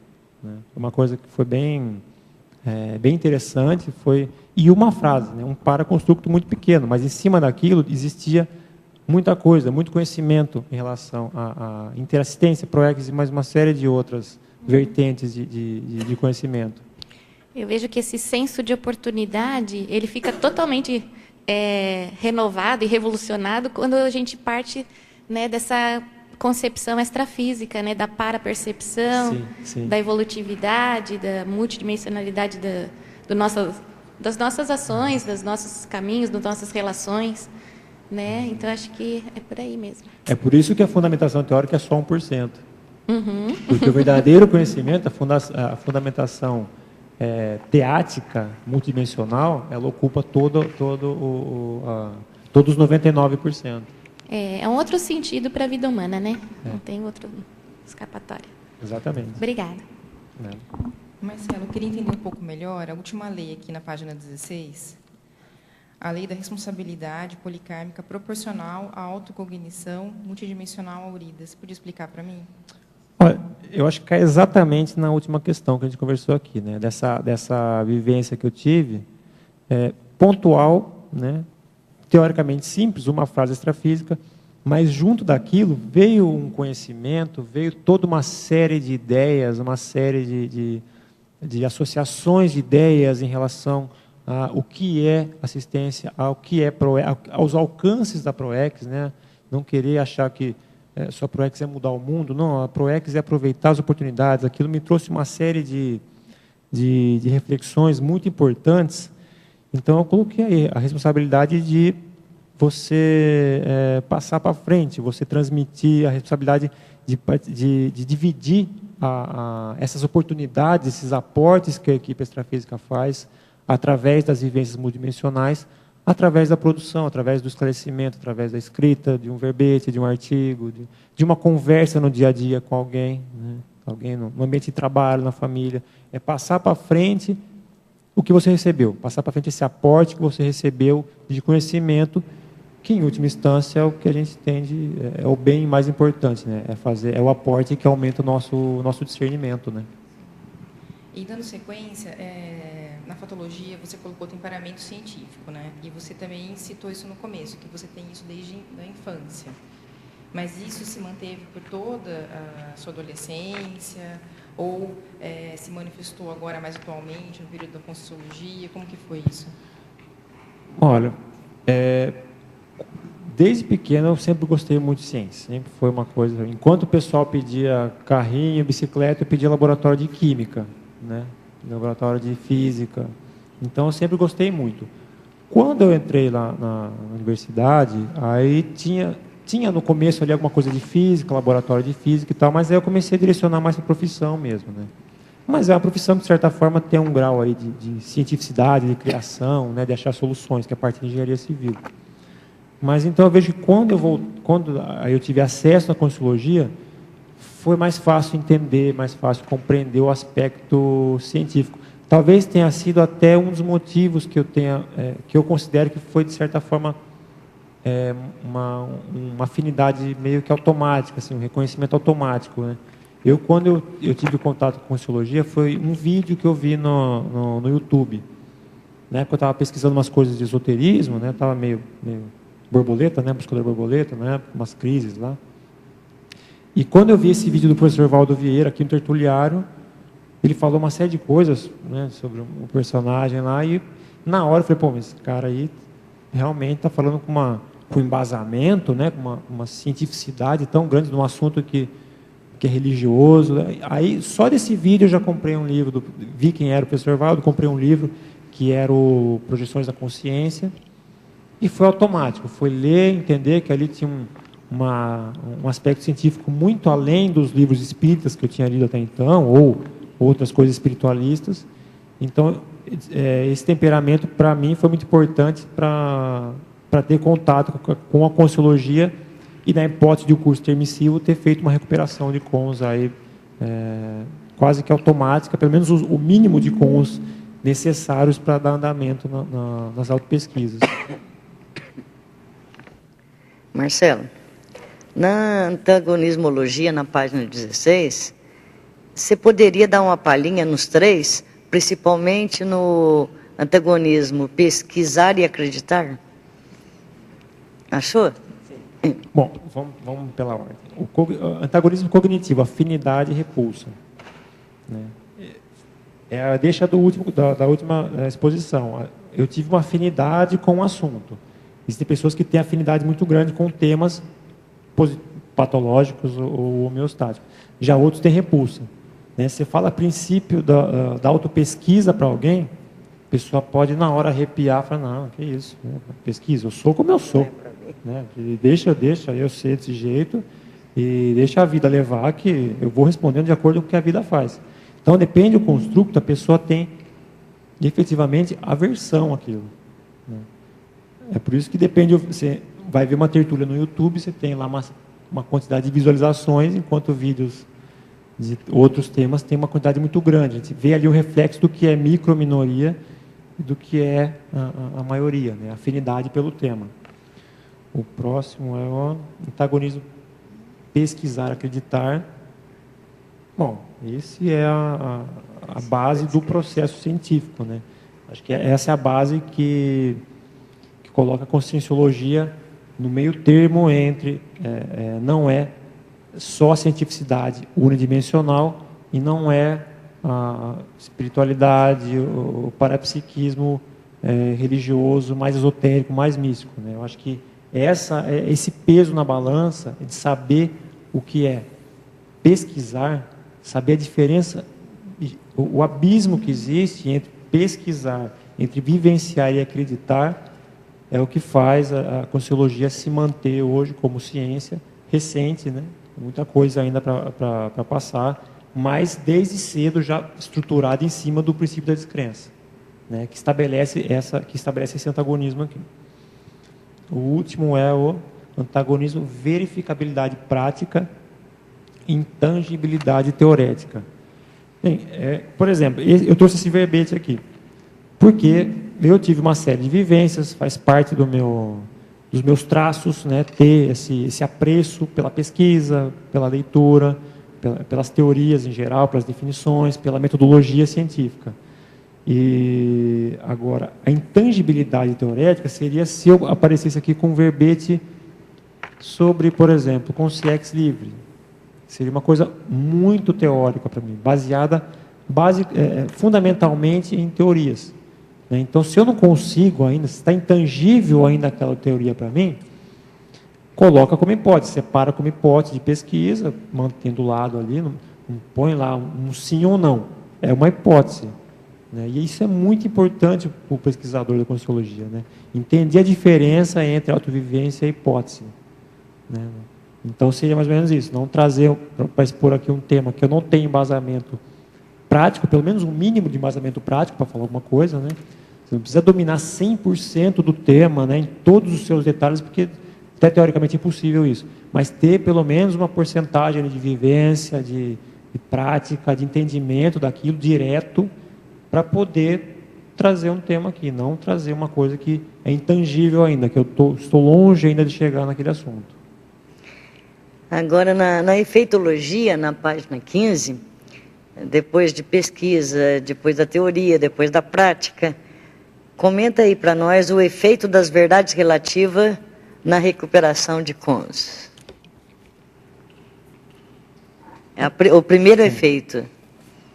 Para mim, aconteceu isso, né? Eu acho que para a maioria das pessoas acontece também. Quando a professora me trouxe, muita gente, ao ter contato com o princípio da descrença, que é o Manuel Verpon, né, que é uma coisa que, pelo menos nesses termos mais técnicos, não tenho conhecimento, se foi trazido por alguém, mas a princípio não, foi a Conscienciologia que colocou isso.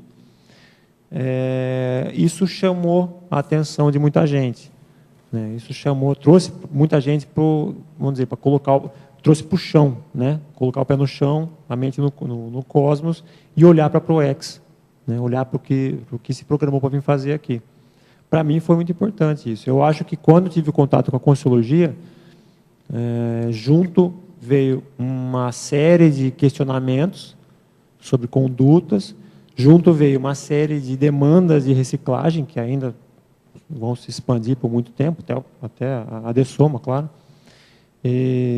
Mas sim, e a teoria, nesse caso, teve uma participação muito importante. A fundamentação teórica teve uma participação muito importante para mim. Tem gente que não. Tem gente que, se ela tem no parapsiquismo a vertente mais consistente, mais forte da manifestação dela, pode ser que não seja pela fundamentação teórica, pode ser que seja pela vivência, pelas paravivências, pelos experimentos multidimensionais.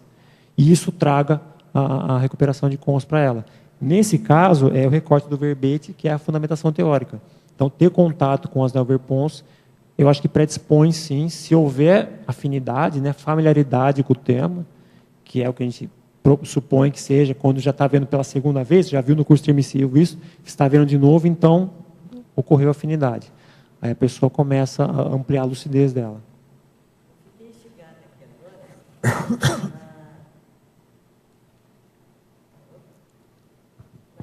Patologia, na página 15, me chamou a atenção, você podia comentar também sobre os relativos limites cronêmicos e prosêmicos da teoria. É aquela questão, você escreve um livro hoje, se você for ler esse livro daqui 200 anos, você provavelmente mudaria ou tudo ou quase tudo. Porque a essência da teoria pode não mudar, mas pode mudar completamente, ou provavelmente ser alterada, ser complementada, né, de acordo com o tempo, de acordo com as novas verpons que vão surgindo, né? Será que o que a gente trata hoje como neoverpon, como é que vai ser daqui 500, 1000, 2000 anos? O nosso princípio, nossa teoria do que é a interassistência, ela vai ser exatamente a mesma daqui tantos séculos ou milênios? Ou ela vai ser muito mais complexa, muito mais detalhista? Por isso que é interessante, né? A verdade relativa de ponto, né? Não é absoluta. Senão, daqui 500 anos, estava todo mundo caindo fora. Valeu, obrigado. Professor Marcelo, gostaria, sim, de estar relembrando várias coisas do que já foi comentado, mas que estaria dentro do último efeito na efeitologia.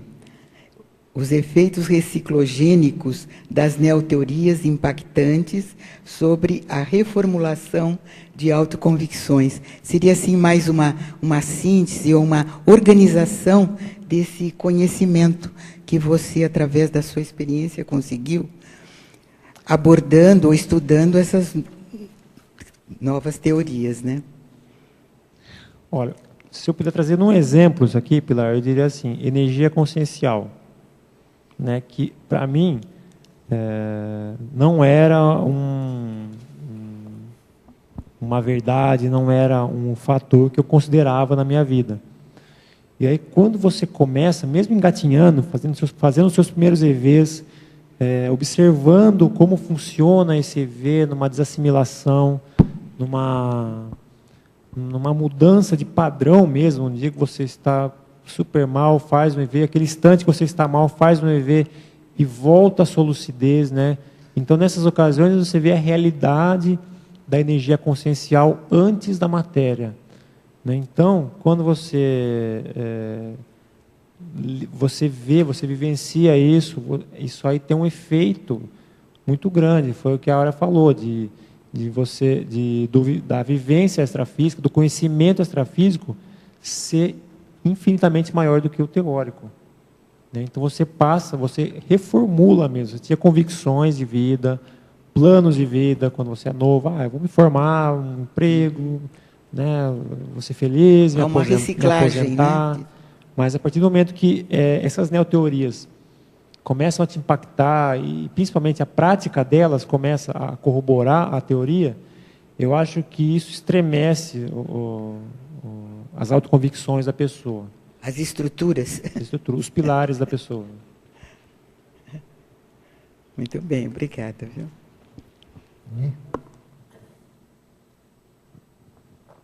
Marcelo, parabéns aí pelo verbete. Obrigado. Eu gostaria que você aqui ampliasse o binômio afinização teórica, pistas autoproexológicas. Tá. Eu parto do seguinte princípio.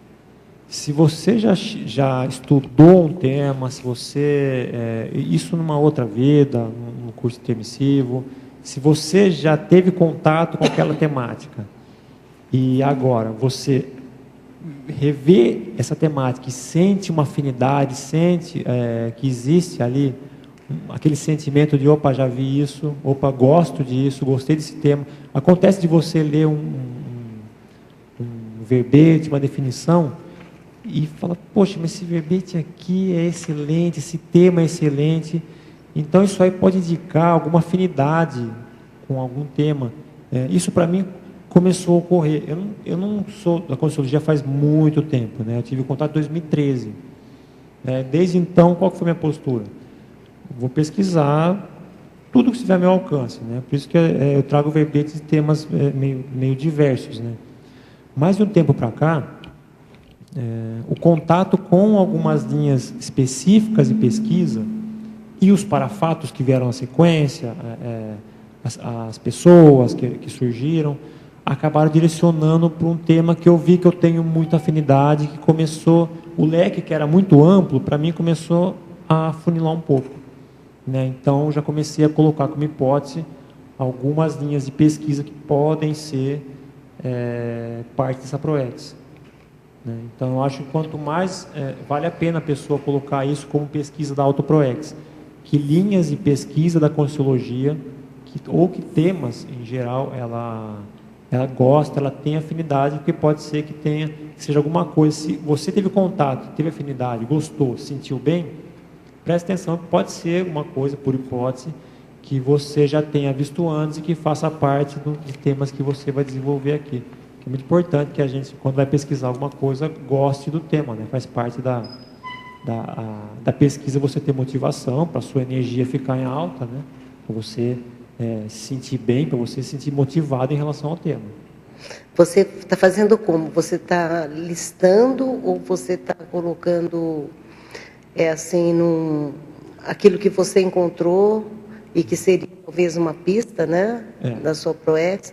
Como é que você está organizando isso? Na verdade, eu estou escrevendo a respeito, né? Com mais pesquisadores da área também, a gente está... Mas são vários temas ou um tema só? Por isso que eu estou falando, então, porque às vezes pode ter pistas, né? Começou a fechar alguns temas, mas todos na mesma linha. Sei. Sabe?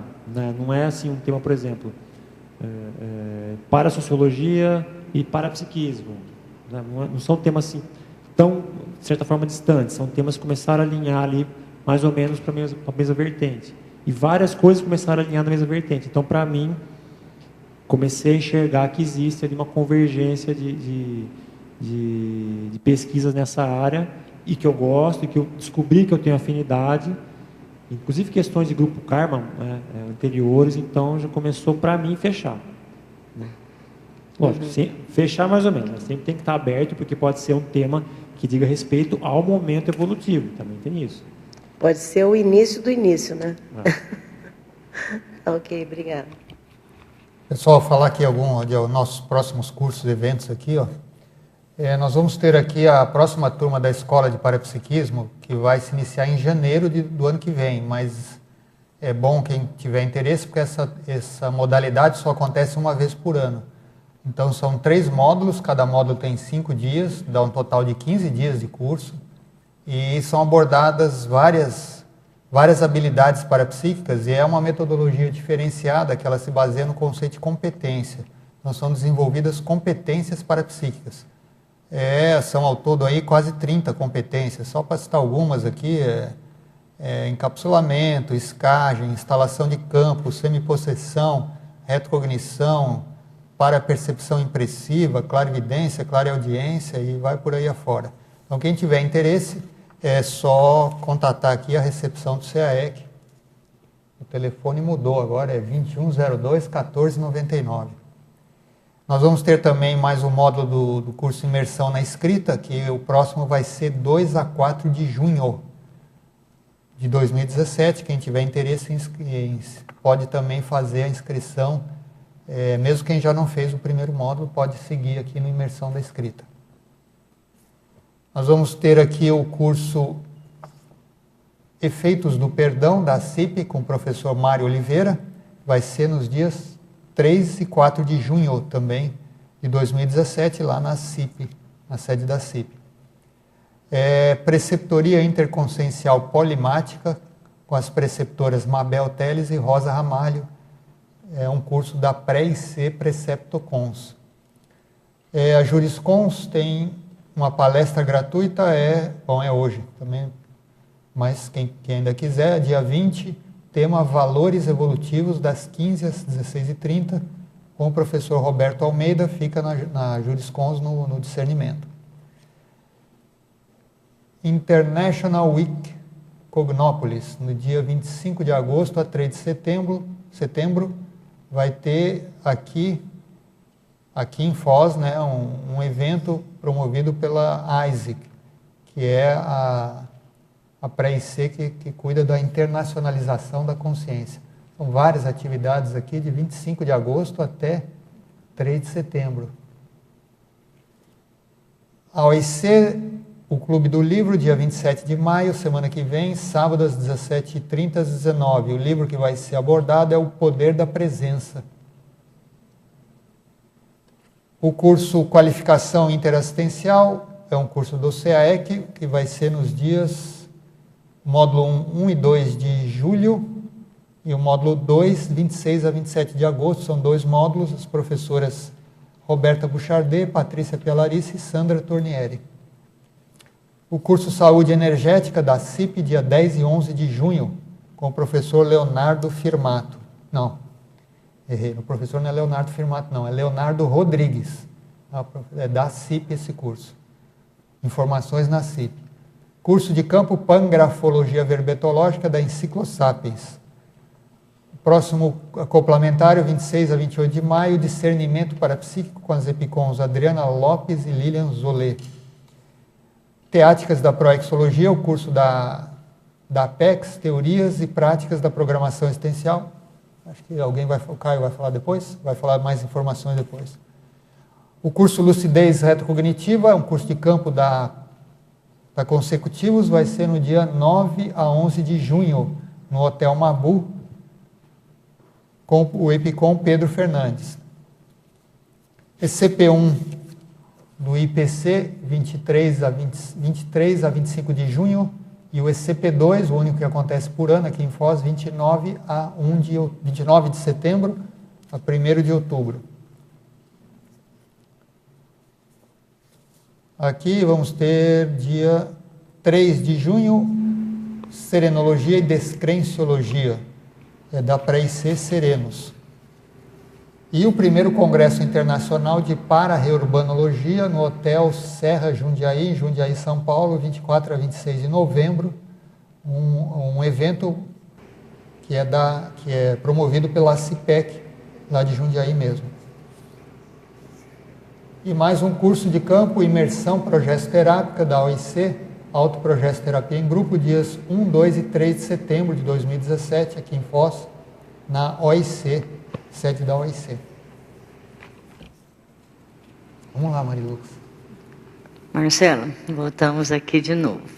Ciclologia, o ciclo semente teórica, frutificação prática. Você pode expandir? Você abastecer com bastante construto o seu mental soma e ficar atento para o seu dia a dia, porque muitas vezes o que você vê na teoria você acaba evocando e você consegue trazer a ORI, experiências, experimentos práticos no seu dia a dia. Você joga a sementinha teórica ali no seu mental soma, aí fica atento que pode acabar florescendo alguma coisa ali. Se a gente cuidar, né? Vai aparecer. Agora aqui na crescendologia, o crescendo da precisão dos altos conceitos e o crescendo da filtragem cognitiva. Os dois últimos. Também está na página 16. Eu acho que quanto mais você pesquisa, né, tanto na teoria quanto na prática, mais você começa a detalhar o seu ponto de vista sobre um tema. Vamos supor que você vai pesquisar sobre algum tipo específico de cons-réu. Você vai ler, vai consultar ali a literatura, de repente, porque você acha que é um perfil que tem a ver com você, com alguém da sua família. Então, você começa a ler, vai ampliar, vai começar a usar a técnica do detalhismo, a técnica da circularidade em relação à sua pesquisa. E o seu conceito sobre aquilo, que no começo da pesquisa era meio geral, né, começa a ficar muito mais detalhista, né, muito mais preciso. E isso é válido em qualquer pesquisa. Né? Quanto mais detalhista for uma pesquisa, quanto mais você for ali no detalhe que aparentemente é insignificante, né, mas no final da pesquisa você começa a ver que não, que muitos detalhes que passavam batido antes, no final são muito válidos para você ter uma ideia mais ampla do tema. E a outra é a filtragem cognitiva. É o princípio da descrença em relação ao que você aprende, em relação ao que você lê.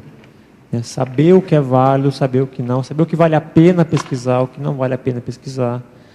Hoje em dia, a oferta de conhecimento na sociedade é muito grande, e a gente tem que, a ORI, nosso conhecimento, a gente tem que estar atualizado sobre o que acontece na SUSIM. A vida não é só conhecimento da Conscienciologia, a gente tem que saber muito bem se manter atualizado, saber o que está acontecendo à nossa volta, na sociedade, na política, o que for, mas ter uma filtragem em relação a isso, saber que existe, por exemplo, jornais que são tendenciosos, meios, veículos de manifestação que têm subinteresses, que têm interesses, por exemplo, em audiência. Quando o programa tem interesse em audiência, ele vai pegar um fato, ele vai escolher um fato e vai dar um foco só naquele problema. Nesses dias, na televisão, estava tendo um conflito de rua, pela decorrência das últimas ocorrências políticas. E eu acho que em questão de 20 minutos, filmando só um conflito na rua, que nem era um conflito tão grande assim, era mais uma bagunça generalizada ali, mais aquilo da audiência. Então, assim, a gente ter esse filtro para saber o que vale a pena assistir, o que vale a pena ler, que livros você escolhe para levar para sua casa, aplicar bem o nosso tempo, ter uma filtragem no que a gente, em quais teorias, quais conceitos que a gente quer trazer para o nosso micro-universo consciencial. Tratar bem o nosso mental soma, cuidar da saúde mental somática também. Agora, você acabou de falar aí do conceito. A gente sabe que a frase enfática geralmente é o resumo e está tudo no contexto. do verbete. Você poderia aí explorar essa frase enfática, você ler e depois explorá-la para nós? Os investimentos cognitivos do pesquisador conscienciológico em prol da fundamentação teórica pessoal potencializam a assertividade e a cosmovisão em atuações interassistenciais. Resumidamente, quem sabe mais acerta mais. Eu acho que é isso. Então, vale qualquer recurso em acertar mais do ponto de vista da interassistência. Você tem o Homo sapiens urbanizados, que traz um perfil de não sei quantas consciências enquadradas no perfil de Consréu. Mesmo que você, de início, leia algum tipo de Consréu ali, fica mais fácil depois de você lidar com ela, porque você já tem algum parâmetro inicial de uma abordagem, de entendimento, né? Saber que por trás de uma consciência, que hoje é super complicada, né, que está próxima de você, existe uma holobiografia muito longa, que você participou em boa parte disso, né, que foi aquele caso da pessoa que trouxe aqui um caso pessoal dele, a professora me explicou muito bem. Se ele está ali é porque existe um contexto vinculado. Então, assim, vamos aproveitar qualquer recurso para ter mais entendimento, para conseguir acertar mais.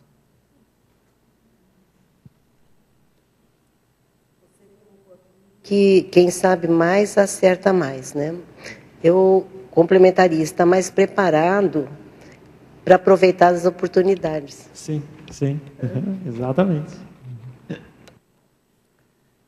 E aí, Marcelo, mais alguma coisa você gostaria de abordar, algo que não foi abordado no seu verbete, que você gostaria de esclarecer mais? Não, professor, eu acho que a ideia geral do verbete é para que a gente valorize o conhecimento que é produzido, né? A gente valorize o investimento dos pesquisadores da Conscienciologia que disponibilizam para a gente, né, todo o material, sempre atualizado, né, pesquisas em várias áreas. Você acabou de ler uma série de cursos, né, de oportunidades de aprendizado que são disponibilizadas, né? Então, existe um aporte muito grande de conhecimento, né? Então, vale a pena a gente aproveitar esses recursos que estão aí disponíveis, né, para qualquer pesquisador, né, se potencializar, né, fazer uma autoassistência, né, mental somática, fundamentada nas ideias e sempre buscando uma assertividade maior nas abordagens. Ressaltando aquilo que você falou, né, o 1% de teoria é importante, né, não é zero, é 1%, então ele tem o seu valor também. Então nós agradecemos aqui ao professor Marcelo por mais o 10º verbete, né, e segunda-feira tem outro, né, isso? Então, segunda-feira ele vai apresentar mais um. Vamos fazer a propaganda já do tema. Qual vai ser o tema? Na segunda-feira é o tema liderado autoconsciente, né, da liderologia. Porque a gente faz parte do Colégio Visível da Liderologia, então são temas que a gente vem pesquisando e desenvolvendo aí. Muito bom. Então nós agradecemos também a participação de todos os tertulianos, teletertulianos, a toda a equipe aqui da Enciclosapiens, a Ini, a Marilux, a todo o pessoal aqui da assistência técnica, o pessoal do tertuliário, o Robson, a Adriane, e passamos aqui para os nossos avisos e divulgações. As pontuações da tertúlia de hoje são 22 assinaturas no livro de presença, 17 perguntas presenciais e 6 perguntas enviadas online. Temos 3 convites. A Marta Brito, com Efeitos do Perdão, Caio Polizel, com Teáticas da Proexologia, e Gelson, com Imersão Consciencioterápica. Boa tarde. Estou aqui para convidar a todos para o curso Efeitos do Perdão, do professor Mário de Oliveira, nos dias 3 e 4 de junho, na sede da CIP, no Polo Discernimento. É um curso teórico e prático com exercícios de perdão e técnicas energéticas parapsíquicas. Temas que serão abordados: evolução consciencial, relações grupocármicas, entendendo o perdão, hétero-perdoador e auto-imperdoador, benefícios do perdão, repercussão do não perdão, dificuldades em perdoar, mecanismos de defesa, ganhos secundários, perdão versus vinganças, na busca da paz íntima e exercícios do perdão. Mais informações pelo e-mail acip@acip.com ou pelo telefone 45 2102 1421. Obrigada. Olá, pessoal. Boa tarde a todos. Tenho um convite para você, tertuliano e teletertuliano. Nesta semana começará o curso Teáticas da Proexologia. É um curso que envolve 18 encontros. Esses encontros estão divididos em módulos. Teremos o módulo Inteligência Proexológica, Escolhas Evolutivas e Decisões de Destino e Extrapolações da Proexis. É um curso que começa, ele tem 2 turmas, uma às terças-feiras, das 19 às 21h30, e a outra aos sábados, das 14h30 às 17h. Algumas pessoas pediram para a Apex, que são de fora de Foz, se teria uma turma diferenciada em EAD, e nós fizemos um ajuste no curso para você que está aí de fora de Foz do Iguaçu, que participe também. Então, no site da Apex você pode conferir os dados, as turmas que são em EAD e as turmas que são presenciais. São todas nessas mesmas datas e você pode consultar detalhes no site www.apexinternacional.org. Muito obrigado. Boa tarde a todos. Em nome da OIC, Organização Internacional de Consciencioterapia, venho convidar vocês a participarem da imersão progessoterápica com o EPICOM Alexander Steiner. Nessa atividade haverá campos autoprogessoterápicos no sábado e domingo pela manhã, energização individual pelo EPICOM e equipe de consciencioterapeutas, atendimento consciencioterápico junto ao EPICOM, debates consciencioterápicos no sábado e domingo à tarde. Este evento será realizado nos dias 1º, 2 e 3 de setembro de 2017, em Foz do Iguaçu, Paraná. E não tem pré-requisitos. Programe-se agora para vir a Foz do Iguaçu participar dessa e de outras atividades em setembro, como a 9ª Jornada de Consciencioterapia, comemorando o aniversário de 14 anos da OIC. Para mais informações, ligue para o número prefixo 45 3025 1404 ou envie um WhatsApp para o número prefixo 45 99 921 6664. Acesse também o Facebook da OIC, www.oic.org.br, onde você encontrará mais informações e a agenda completa do ano, para você se programar para visitar a Cognópolis e participar das nossas atividades, como atendimento consciencioterápicos intensivos, grupos consciencioterápicos, temáticos e muito mais. Muito obrigado a todos. Para amanhã teremos o verbete Veículo Seguro, a especialidade é a paraprofilaxiologia, o verbetógrafo é o professor André Chataloff. Agradecemos a presença e a participação. Boa tarde e até amanhã.